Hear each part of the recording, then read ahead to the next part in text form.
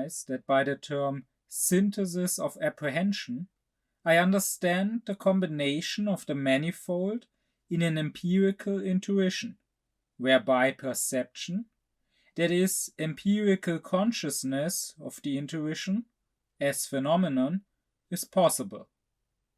Immanuel Kant.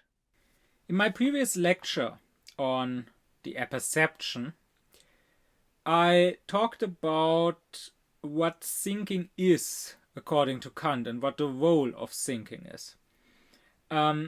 Thinking, according to Kant, always means connecting, synthesizing, bringing things together.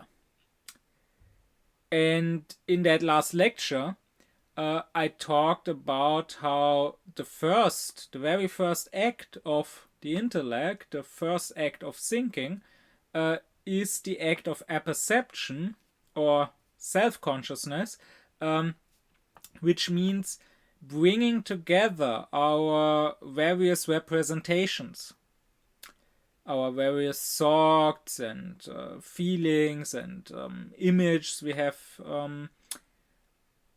bringing them all together and connecting them in the synthetic unity of apperception there is, bringing them together as being the representations of one and the same subject, saying I am, because according to Kant, this statement, I think, must be able to accompany all my representations.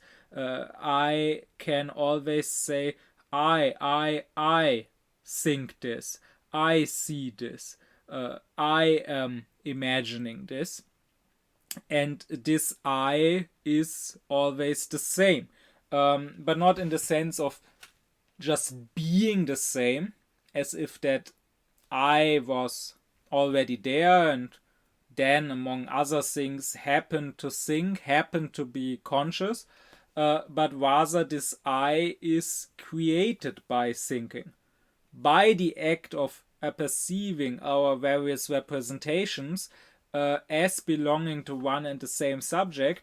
This subject is constituted, so to say. Well, and that was the first of the three parts of our experience, of our empirical cognition. I now want to turn to the second part, and that is what Kant calls apprehension. And here we turn to the things that we perceive, because apprehension means that our various sensations, our various impressions are sort of collected and brought together into a synthetic unity once again by the power of imagination to form one image out of them, which then, that would be the third step, which then can be understood by the intellect. So previously, 2 lectures ago, in my lecture on sensuality and on space and time as forms of viewing, what I said was that according to Kant, perception is completely sensual, and remember, sensuality is passive according to him. He defines sensuality as the faculty of receptiveness, while thinking is spontaneous. I said that perceptions belong to sensuality, they are sensual representations, and that they have 2 parts. They have their material or content, which is our sensations, red and green and salty and warm and so on. and the perceptions have a form, or rather two forms. Space as the form of our outer sense, and time as the form of viewing of our inner sense. But now I must correct what I said before, or rather, not correct it in the sense that it was simply wrong, but I must be a bit more precise, and I have to add something to what I said before, because in fact, even perceptions, which are sensual representations, even perceptions are not entirely sensual, entirely passive. Even they need thinking with its spontaneity, Kant would say, because they need to be apprehended as a unity by the power of imagination. Of course, the power of imagination, I talked about this in the previous lecture on sensuality, belongs to sensuality, Kant says, but it is sort of the part that connects sensuality with the thinking faculty, because in apprehension, Kant says apprehension is done by the power of imagination, but it is done, so to say, under the direction of the intellect. Because it is always our thinking faculty, it is always the intellect which tries to bring unity into the manifold. And since that unity isn't just there, but needs to first be created, so to say, it is a synthetic unity. So, directed by the intellect, our power of imagination brings a synthetic unity into our impressions, into our sensations. That act is apprehension, and that act is what gives us perceptions. Without it, we would not really perceive things like a house or a tree.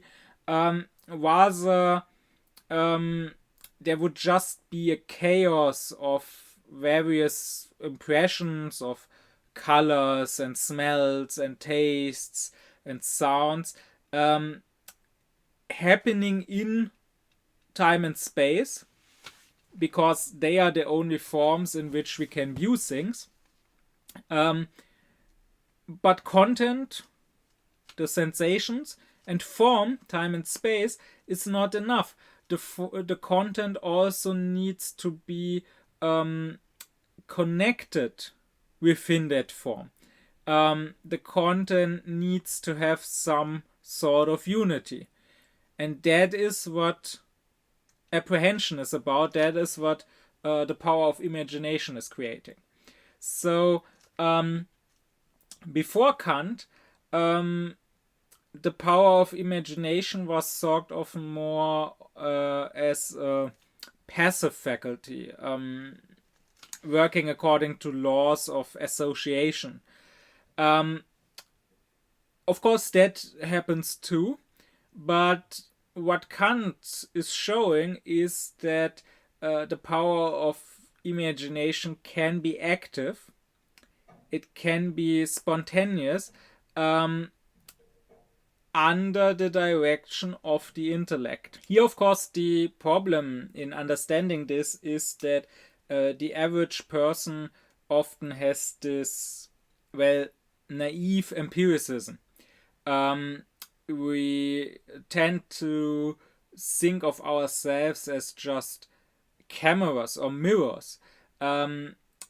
We tend to basically have this opinion of Locke, who said that the human being, or that the intellect of the human being, is an empty table, and experience, so to say, write things down on it. So people believe that they just, that perception is entirely passive, that apprehending something is entirely passive, and that we apprehend the things as they are. They just sort of fall through the windows of our eyes, so to say, into our brain, and are reflected there as on a mirror. People don't realize the role, the power of imagination plays in the way they perceive the world. But in this, both physics and also psychology in the last 200 years have come closer and closer to the same understanding Kant had.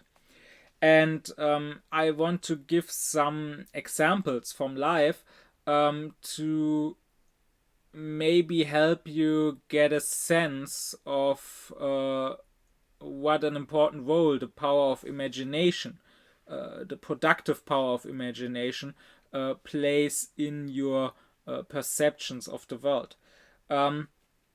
Let's start with this image I'm showing here on screen. If I asked you, what does it show? You would probably say it shows a smiling face. It's a smiley. But in fact, what it shows is two dots and a curved line, right? They are not directly connected. It is you who apprehends these as belonging together, as belonging to one and the same thing, that is the same smiley. So the judgment, this thing is a smiley, this thing is an image of a smiling face, that is already a judgment that concerns the intellect, that concerns our concepts through which we understand things, and that is not the topic of this lecture. That is gonna be the topic of the next lecture. But in order for us to even be able to apply our concepts, to judge this is a smiling face, or this is an animal, or this is a house, or whatever, we must first apprehend it as a unity. And this unity, that is what apprehension is about for Kant. This unity is a synthetic one. It is one that we create through our power of imagination. And don't think that the dots that we judge to be eyes and the curved line that we then judge to be a mouth, that they are the basic elements. No, they too are apprehended by us, meaning they too are synthetic unities created by us. I mean, a line is not one thing that we just perceive as one thing. A line is made up of an infinite number of points, and we, again, our power of imagination connects these points to one line. This becomes especially obvious when you think of a very long line that you can't just see all at once. Like if there was a line painted across a long wall, you would walk along the wall and see ever new parts of the line, and it is in your imagination that you connect these parts as belonging to one and the same line. But this is something that doesn't just happen with a longer line. Even a short line, like the smiling mouse of the smiley, even a short line that you can see with one view, even that is connected, even that is apprehended by our power of imagination. The same can be seen in our writing. So, for example, when you have letters, it is you who connects these letters, who apprehends and perceives these letters as unities. Take a lowercase I. There's a dot and there's a line. They are not even connected. So who's to say that they belong to one and the same thing? And again, judging what this thing is, judging that it is the letter I, representing this specific sound, not representing the sound of A or B or whatever, that is a matter for the intellect. That is something I will talk about in the next lecture. But in order for us to even be able to say this letter means that sound, this letter means this sound, we first must apprehend it as this letter, as a unity, and not, for example, as several letters. And that is something our power of imagination does. We who have, I assume, learned writing and reading many, many years ago and are used to it, we don't even really perceive the dot and the line as disconnected. I mean, at least we don't think about it, we don't reflect about it. We perceive it as much as one letter with its parts belonging together, forming a unity, as we perceive another letter whose lines actually touch each other, like the letter A or whatever. And also, on the other hand, you can't say that we perceive one letter as one, as forming a unity, when the lines connect, because the lines of several letters can also connect. When you write with your handwriting, and not like it's printed, you may connect all the letters in one word, but still we still can perceive them, we still can read them as different letters. So obviously perceiving them as one unity is not dependent either on them being connected, because the parts of the lowercase I are not connected, nor on them being not connected, because the various letters in handwriting can be connected and still be apprehended as different letters. And here, of course, the power of imagination also comes into play, insofar as it produces a certain image, it produces the word for us. It's not that we read the word letter by letter. We may do that when we first learn to read, but once we are used to reading, our eye just sort of wanders over the words, and we may only see parts of it, and the power of imagination may sort of fill in the gaps. I mean, it's a well-known phenomenon. There are many studies on that people, when there's a small mistake in a word, like one letter is missing, or maybe two letters are in the wrong order, mostly we just read over that. It doesn't even register that there is a mistake. It would, if we were first learning to read, like a child who is just learning, who is reading every letter, would certainly find this mistake and struggle with it, maybe, when trying to read, because the word would not make sense. But we just go over that mistake without registering it, because our power of imagination sort of creates that word for us. I mean, it has been shown that we can even go so far as writing whole sentences in an incorrect way, as long as the first and the last letter of a word is correct, all the other letters in between can be in a chaotic order, and we still can read the word or whole sentence with relative ease.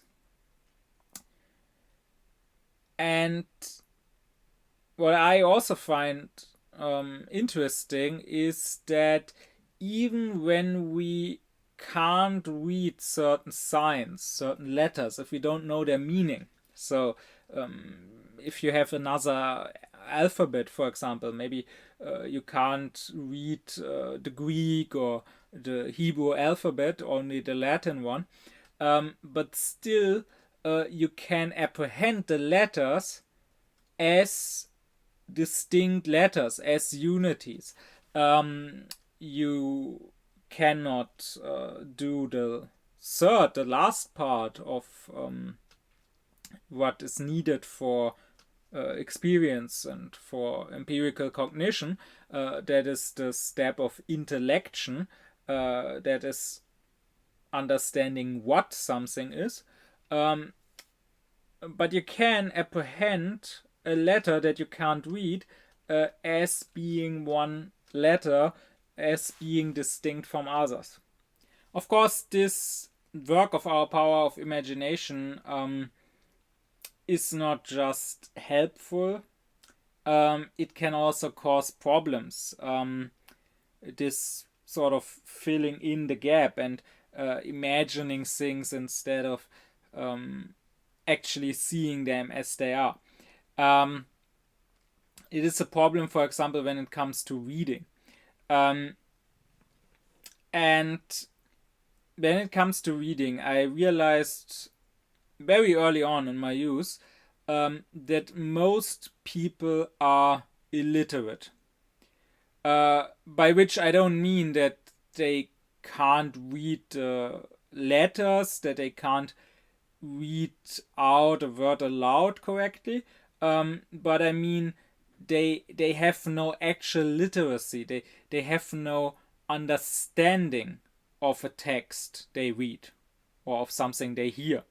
And this is a phenomenon that is so widespread that if you have not noticed it in your life, then I have bad news for you. That can only mean that you too are illiterate and therefore don't realize how bad other people's literacy is, because yours is equally bad. I mean, only if you understand the text correctly can you realize when others don't understand it.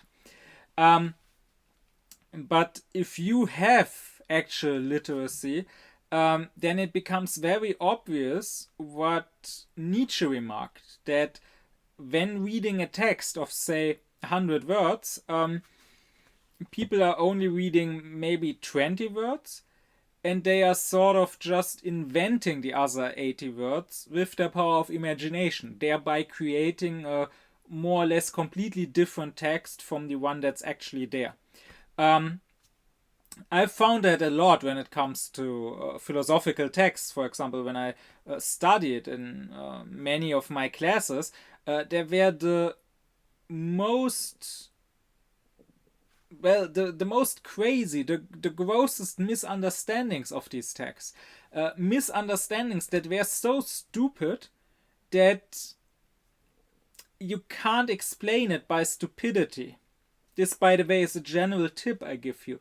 Whenever you find people doing something grossly stupid, like too stupid to be possible, so stupid that you ask yourself, how can anyone be that stupid?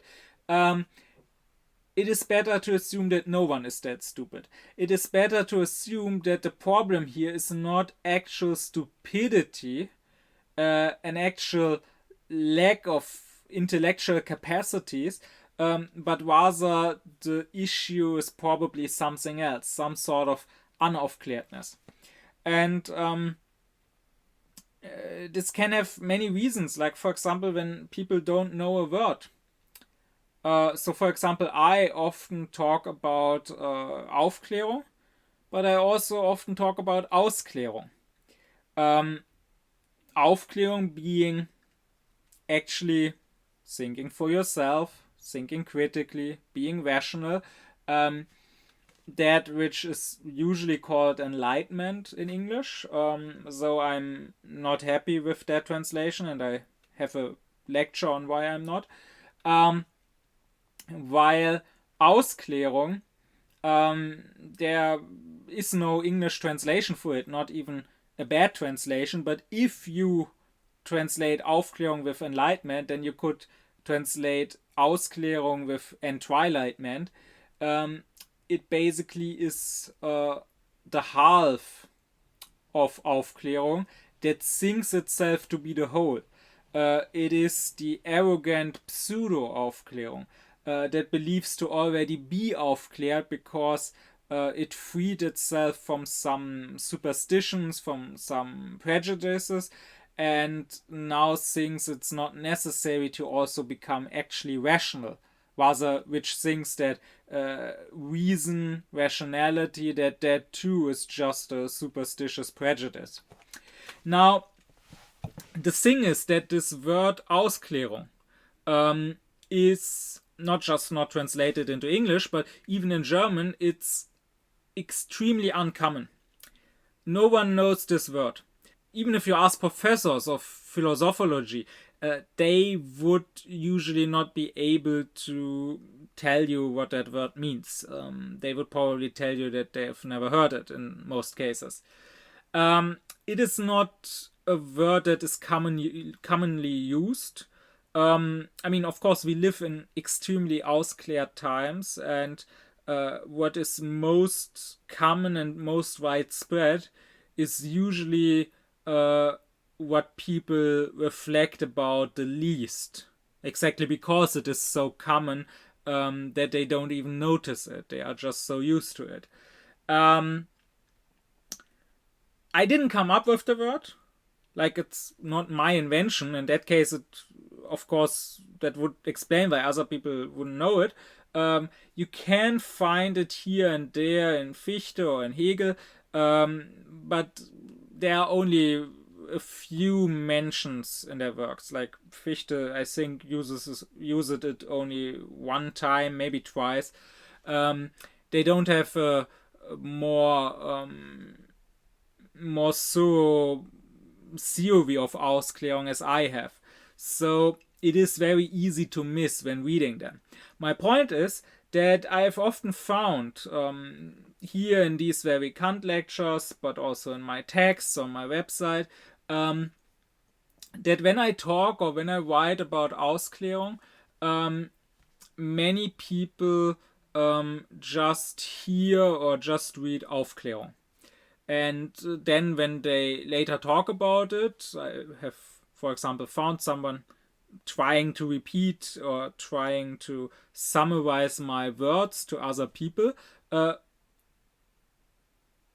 in a place where I had criticized Ausklärung, but he turned it into a criticism of Aufklärung, which of course was not my intent, because I tried to spread Aufklärung. I am not criticizing Aufklärung, I am criticizing the misunderstanding that confuses Aufklärung with Ausklärung, and I try to point out that the usual criticisms directed against Aufklärung, against the so-called Age of Enlightenment, are really only directed at its ausklärt side, at the side that is not fully aufklärt yet. But the thing is, since these words sound so similar, and since people don't know the word Ausklärung and have never heard it, they just skip over it. Either they don't hear it at all, they just hear Aufklärung even though I didn't say it, or they may hear that I said Ausklärung, but they don't really think anything of it. They probably think that I misspoke and mispronounced the word or whatever, that it wasn't intentional. And that is what I mean when I say people are illiterate not because they are stupid, but rather the issue is they don't read word for word, and they don't understand each single word the way it should be understood in that sentence, but rather they read a few words and they just imagine the meaning that the sentence might have. And if they come across a word that they don't know, it often doesn't register with it. They often just transform and translate it into a somewhat similar sounding word that they do know. And this, as I said, is extremely common. It doesn't just happen with philosophical text, where maybe you could excuse people saying, "Oh, these texts are hard; they are hard to understand." No, even the most simple text, like a newspaper article or a comment in some comment section online, even those are constantly misunderstood. I just have to think on my experience of tutoring students. But don't explain that away by saying, "Oh, those were just students, those were just kids, they haven't learned reading properly yet." I could also give many examples of grown-up people, people in their 40s or 50s or whatever, who couldn't read any better. But for example, I remember one student had to write an opinion piece on should there be plebiscites in Germany? So should there be votes not just on the parties and who forms the governments, but also direct votes on certain decisions? And he had to write his opinion, but he had to base it on a newspaper article and agree or disagree with the article. And in that article, some experts said that statistically, we could see that women tend to vote less frequently in these, and therefore maybe it would not be good to have these, because that would then end up discriminating women, because men would vote more often, and therefore man's opinions, man's wishes would be more represented in politics. And what the student vote is, I agree that it would be a good thing to have such votes, because that would advance women's rights. Or I remember one student had to write an interpretation of a poem by Bertolt Brecht, and it was the poem An die Nachgeborenen, so to the ones born after us, which Brecht wrote in exile during the Nazi times. And in that poem, he asks the question, what kind of time is it where it is almost a crime to have a conversation about trees, because it includes being silent about so many other things. By the way, a poem which I think is very much relevant today, except that today you almost have to turn it around in the face of the climate and ecological crisis, in the face of the rainforest being cut down, and ask what kind of time is it where a conversation about anything else but trees is almost a crime, because it includes being silent about so much else. But the point is, the student ended up asking, why is he talking to trees? And mind you, these students, both of them were close to graduating. Both of them were like 17, 18, meaning they are basically legal adults. They are basically allowed to vote, even though obviously they don't understand the basics of politics. They are not able to understand a simple newspaper article. and this second student, he wasn't some refugee who had come to Germany recently and only learned German for 3 months or so. He had grown up here, and still he apparently didn't know the difference between the word to and the word about. Like, talking about trees and talking to trees is not the same. And it's not the same in German either. It's two different words in German too. And that's exactly an example of what I said previously. I mean, no one can be this stupid. Let's be real. Every little child knows the difference between talking about something and talking to something or someone. And this student too knows the difference between the words about and to. And that's exactly the reason why you shouldn't explain it by sheer stupidity. Rather, the point is that we don't read word for word. We don't read what is actually written. We only read a few words. Like in this case, he probably read conversation and tree. And then we just imagine the rest of the text. We imagine what it might say. And he imagined something about having conversations with trees. This, by the way, just to avoid misunderstandings, this is not the apprehension that Kant talks about. When he talks about apprehension in the critique of pure reason, apprehension is not our power of imagination, imagining things that are not there and filling in the gaps, so to say, with its own images.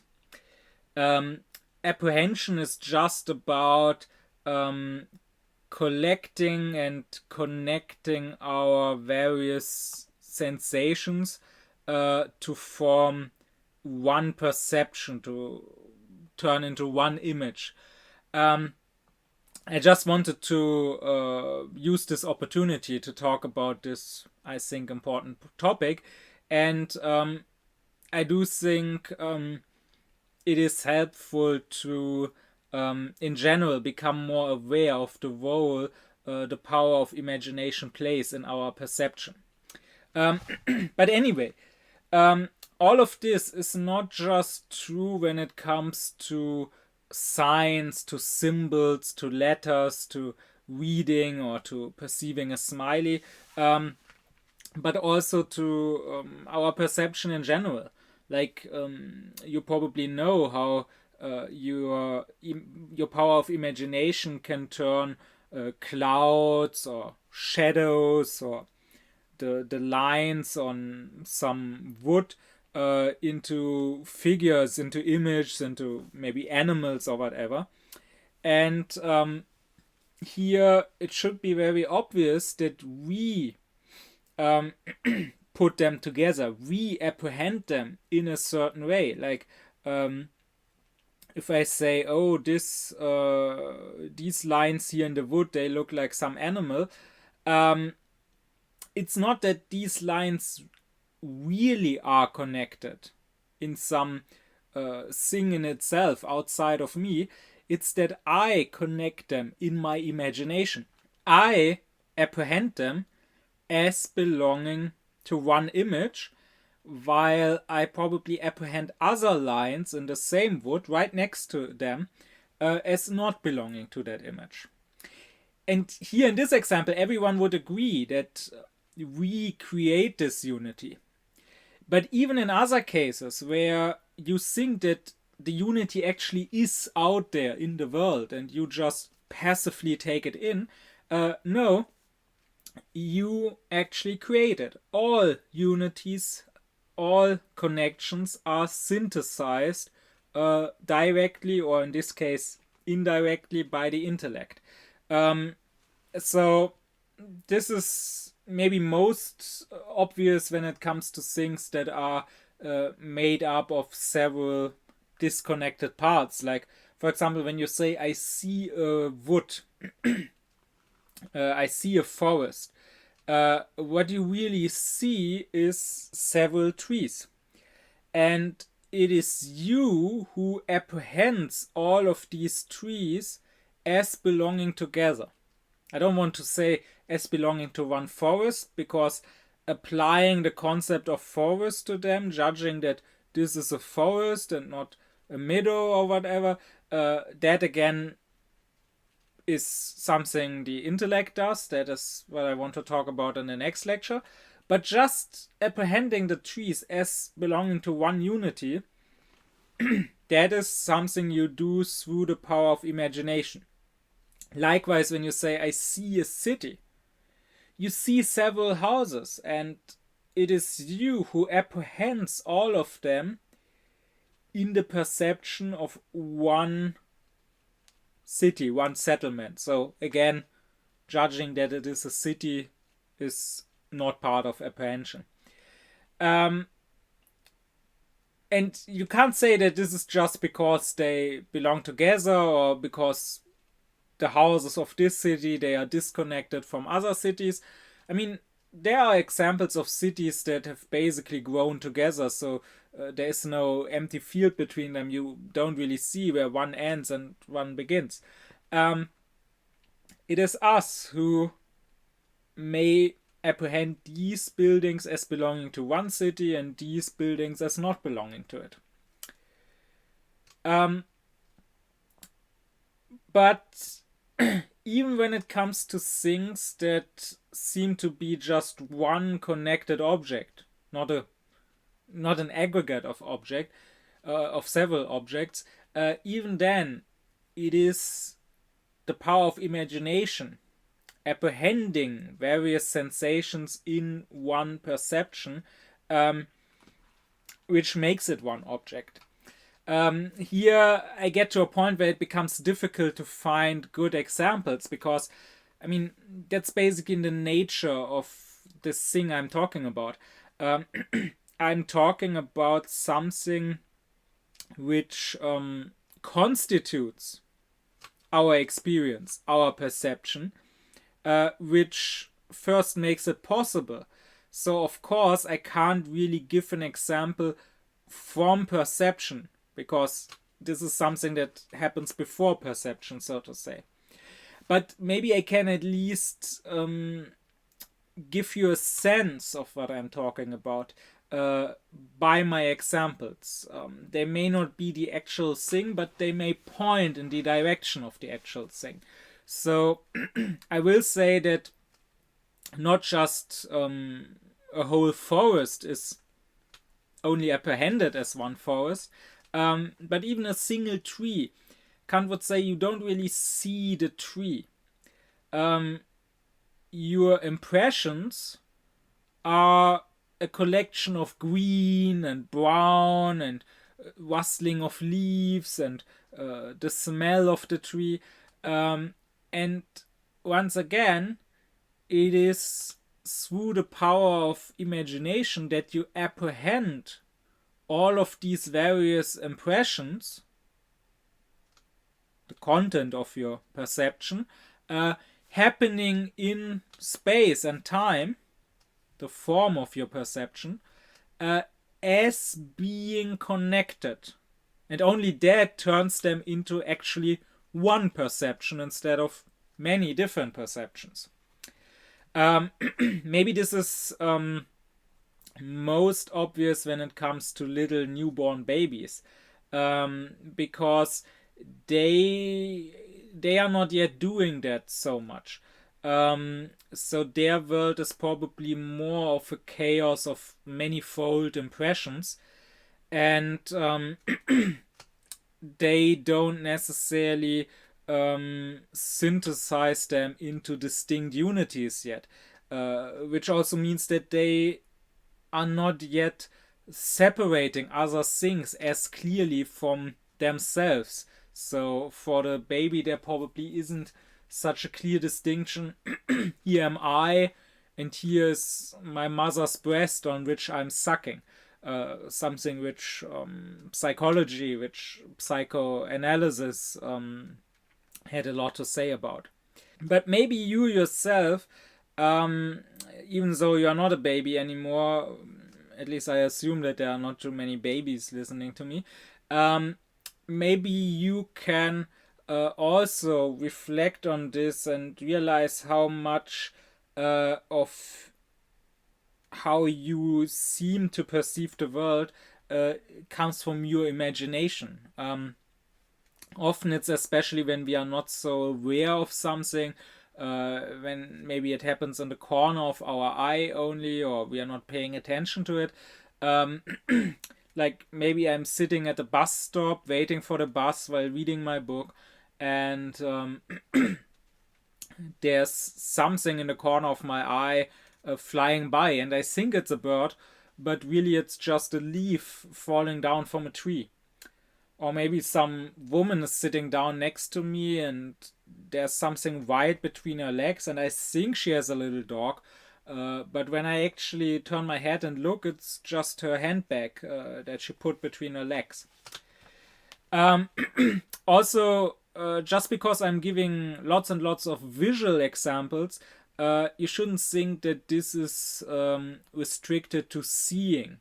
Rather, this is true for all our sensations. So, for example, when hearing, it is the same. And here too, you can note that a lot of things we don't really quite hear distinctly, but rather our power of imagination makes them up and fills in once again the gaps for us.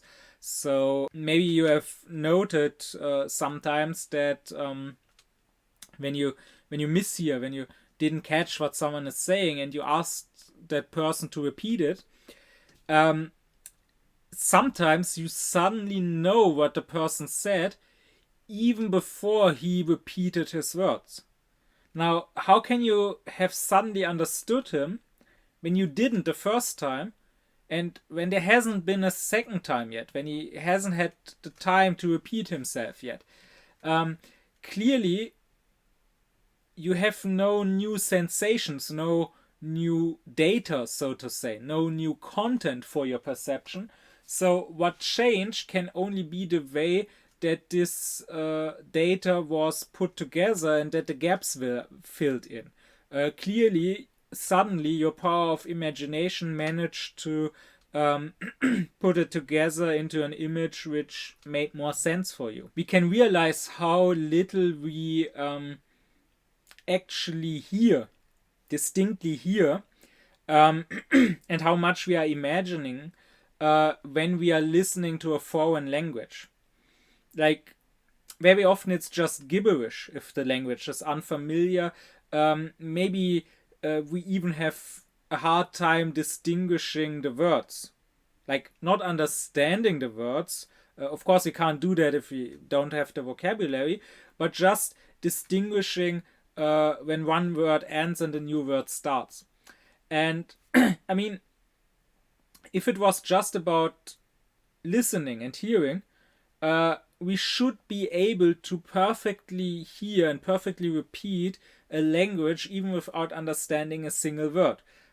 Because that would just be about the sensation we have, while understanding is about intellection. It is about which concepts we connect with the words. Again, I will talk about this in the next lecture. But that is clearly not the case. Like, you could take 5 people who don't know a certain language, like for example English, and you could make them listen to a speech and tell them to write the speech down, just the way they heard it, just the way it sounded, and you would probably end up with 5 completely different texts.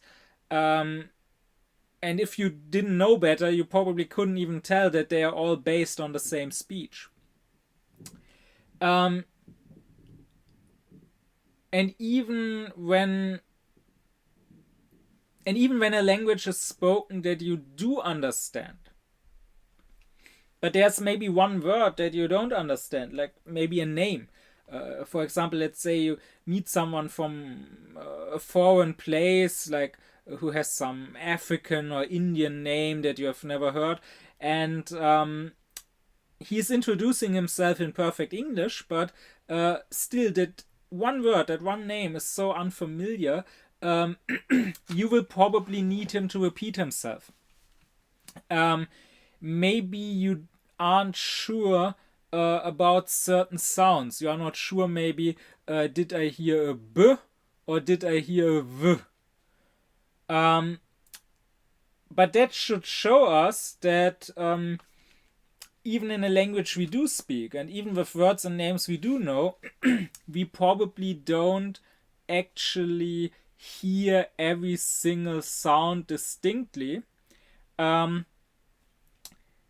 rather, since we know the general word or the name in general, it is enough to hear something which sounds somewhat like it, and our power of imagination will fill in the gap, and we will think that we heard this word when in fact we didn't really, and if we didn't know that word, we probably wouldn't be able to repeat what we just heard. I remember a while ago I was in the subway and I was reading my book, and someone approached me from the side and started talking to me, and because I didn't expect that and I was so submerged into my book, I at first didn't understand him correctly, also because he was a foreigner and his German was kind of broken. And actually what he wanted to ask me is if this train goes to Cottbuser Tor, which is a train station. But what I thought he was saying was, if the book I was reading was a good book. I thought he was saying, gut Buch ist, which would translate to good book is, and which would be just as incorrect grammatically as in English. But again, he was speaking broken German, so I thought he was asking me in bad German if it was a good book. So clearly, my power of imagination turned the Kott of Cottbuser Tor into gut, which means good, and the Bo of Cottbuser Tor into Buch, which means book, and the S of Cottbuser Tor into ist, which means is. And the R and the Tor, it completely left out. And this is something, once again, that happens quite frequently. But going back to Kant, I once again want to stress that apprehension is not this filling in of the gaps and this misimagining things that are not there. The mere act of apprehension is just collecting the power of imagination, collecting the various sensations into one perception, synthesizing them so they can be one image. And that is what is the fundament for our cognition, for our experience. In a previous lecture, I used the example of an archaeologist digging out some object he doesn't know yet. He doesn't know if what he's apprehending, what he's perceiving here, if it is an ancient tool or a cult object or whatever, meaning he has no intellection yet. He has not yet in his intellect formed the concept which can be applied to this object. But he already perceives it, so he apprehends his various sensation that the object gives him as being one, as belonging to one perception. He already perceives it as one object. And for example, as when he holds it in his hand, not belonging to that hand, perceiving his hand as a different object. And this apprehension clearly is necessary. It must come first before I can judge what kind of object that may be. If there wasn't even this apprehension first, which again is directed by the intellect, but the synthesis itself is done through our power of imagination.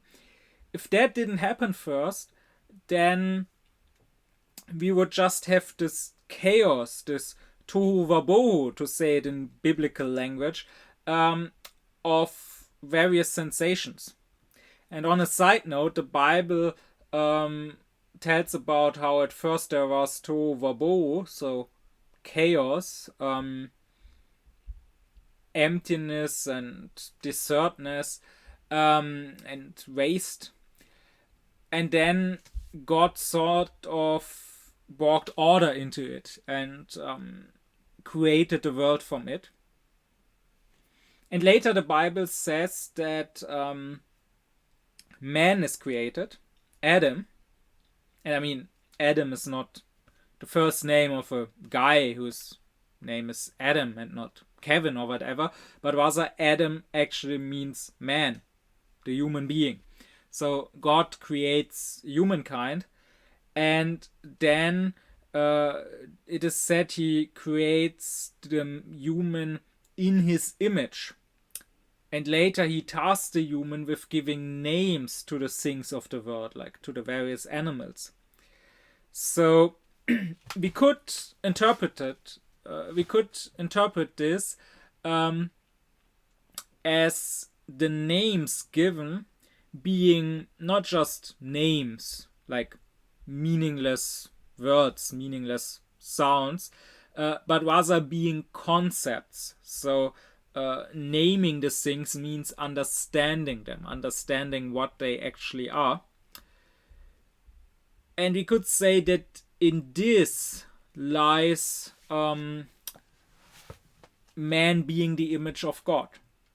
Kant says all our sensation gives us is material, is a lawless manifold, a chaos of sensations, of impressions, but it is through our thinking, which really is just connecting, synthesizing. It is through our thinking that there's form given to it, that there's a sort of order given to it. And this, I would say, could be interpreted as a sort of divine act, as a sort of being an image of the act of God. But back to Kant.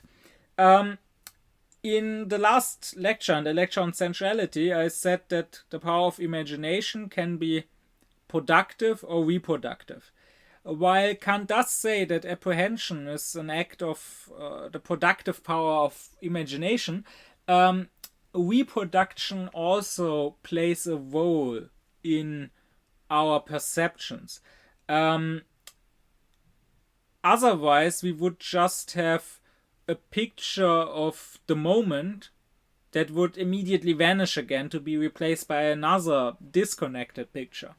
But rather what we are doing, of course, again, through the power of our imagination, is connecting different images. Kant gives the example of ice and water. So if one moment I see ice, and then I see water there in the same place later on, I actually connect these two with the power of imagination. I understand them to be one and the same thing. To already briefly get into what I will talk about in future lectures, Kant has these 12 categories, these 12 concepts of our pure intellect, and according to them, all the connecting happens. So one of them is substance. I understand the ice and the water to be the same substance, even if the accidents, that is, the attributes of that substance, even if they changed, I understand that the substance itself is still the same. And likewise, I connect these two images of ice and water according to the concept of causality, which is another of the 12 categories. So I understand that there is a cause, that the ice is the cause of the water. the ice melted and became the water. So when I'm now perceiving the water, I'm reproducing the image of the ice, and I apprehend them as belonging together. Another example that Kant gives, I already mentioned in previous lectures, this example of the savage who sees a house, and Kant says that he doesn't know what he's seeing because he doesn't know what a house is. And as the famous statement of Kant goes, viewing or intuition without concepts is blind. If the intellect is not providing a concept, I don't know what I'm viewing there. And again, the intellect providing concepts I will get into in the next lecture. But even though the savage, even though he doesn't understand what it is that he's apprehending, can still apprehend the house. And I'm not seeing the house all at once, probably. Like, now I will look at the base, and then I turn my gaze upwards, and I look at the roof of the house, or I walk around, and now I see the house from another side. So clearly I'm not seeing the side anymore that I saw first. But still, I can have this image of what I saw first and the image of what I'm seeing now, and I apprehend them, the current image with the reproduced previous image, I apprehend them as belonging together to one thing, even though I don't yet know what that thing is, even though I don't yet have the concept of a house. That would only be the third part of our cognition, of our experience. Well, to conclude this, what Kant is saying is that thinking means forming connections, means doing a synthesis, and thereby creating a synthetic unity of the manifold. And now we have seen in this lecture and the previous one that this happens on both sides of our cognition. So in the last lecture I talked about apperception, meaning that thinking brings synthetic unity into itself, so to say. Meaning that we say the various representations, the various images, the thoughts, the feelings, the perceptions, they are representations in the same consciousness, in my consciousness. They belong to me, to the same I, to the same subject. So the apperception is the act of bringing synthetic unity into the subject. Well, then the apprehension, which the apperception is done through the intellect, or as Kant would also say, it is itself the intellect that constitutes the intellect. The apprehension, on the other hand, is done by the power of imagination, but, so to say, directed or on the impulse of the intellect. And apprehension brings synthetic unity into the manifold of the object, making what would otherwise be this chaos of colors and smells and tastes and sounds into one perception, which then, again, that would be the third stage, which I will address next, which then can be understood, can be judged as being this or being that thing. What I want to conclude with here, and what is extremely important to Kant's whole philosophy, is that these two acts, apperception and apprehension, they rely on each other. So I can only apprehend various sensations as belonging together because they are in that is in the same consciousness. So for example, let's say I see a rose. When I say the green color of the leaves that I see, and the red color of the blossom, and the smell that I smell, when I apprehend all of those as belonging to one object, when my power of imagination apprehends them, so takes them into itself, into the power of imagination, to form one perception of this one object. I could say of the rose, but I try to avoid saying that because judging that this object I'm perceiving is a rose, that would already mean the intellect coming up with a concept for it and understanding it. And that is not what I'm addressing here in this lecture. But just apprehending the green and the red and the smell as belonging to one object. No matter if I judge that object to be a rose or a tulip or a car or whatever. That is only possible because I find that all of these sensations are my sensations. I, who sees the green, and I, who sees the red, and I, who smells the smell of the rose, it's always the same I. So this unity, this synthetic unity of apperception, makes the empirical unity of apprehension possible. If these various sensations were sensed by different people, like I am sensing green and someone else, somewhere else is sensing red, I could not really put them together. I could not apprehend them together as one perception. But then on the other hand, I can only apperceive my various representations.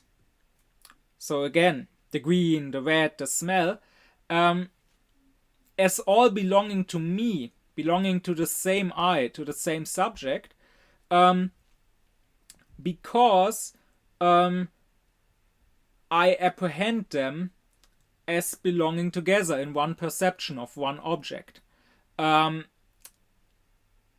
Like, since I'm saying that the green, the red, the smell, the rose smell, that they are connected in one object, that is why the I who senses the green, and the I who senses the red, and the I who senses the rose smell must be the same I, because these are also the same. They are connected in the same object.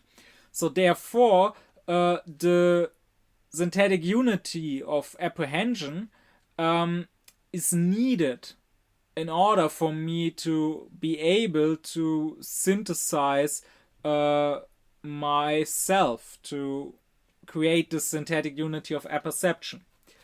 So these two come together, and that means that they must function along the same rules.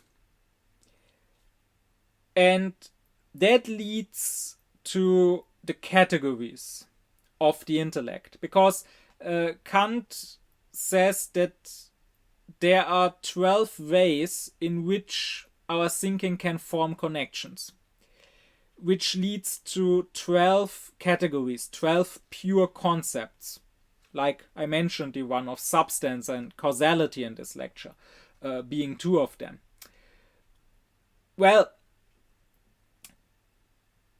if all our thinking, all our connecting is done along these 12 concepts,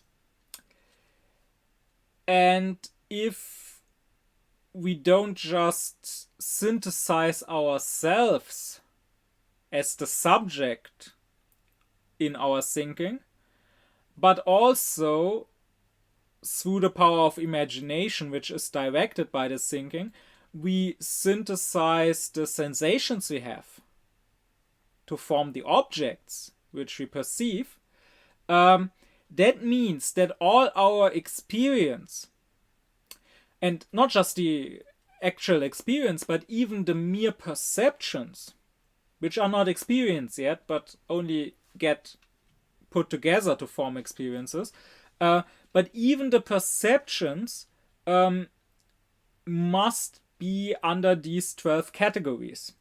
So, even though I said in the previous lecture on sensuality that perceptions are sensual and therefore passive, I perceive certain sensations in time and space. Actually, it is more correct to say that even the sensual, the empirical representation that is perception, even here there is an active, spontaneous side, a side that comes from the intellect, and that is, once again, the power of imagination putting the various sensations together into one perception, forming a synthetic unity of them. And without the power of imagination doing that, we would not even have perceptions. We would just have this complete chaos of sensations.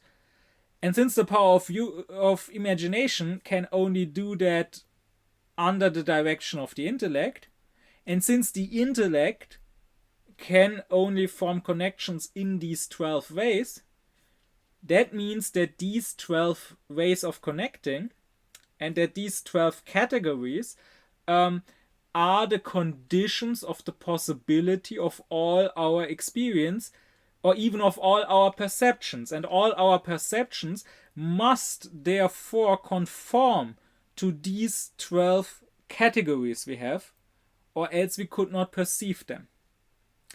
Now, what exactly these categories are, what Kant says about them, that I will say in a previous lecture, because in the next lecture I will start turning to the intellect's concepts and to how the intellect through our concepts understands things that we otherwise would just perceive without knowing what they are. My deep thanks be to my supporters: Thomas Doringer, Gernot Klaufen, Benjamin Lehning, Oblomov, Ökobong, Samet Özkilic, Elif Özün, Yasin Özün, Christos Pei, Alexander Reuter, Lisa Rinner, as well as to all others who support me and my aufkläring cause.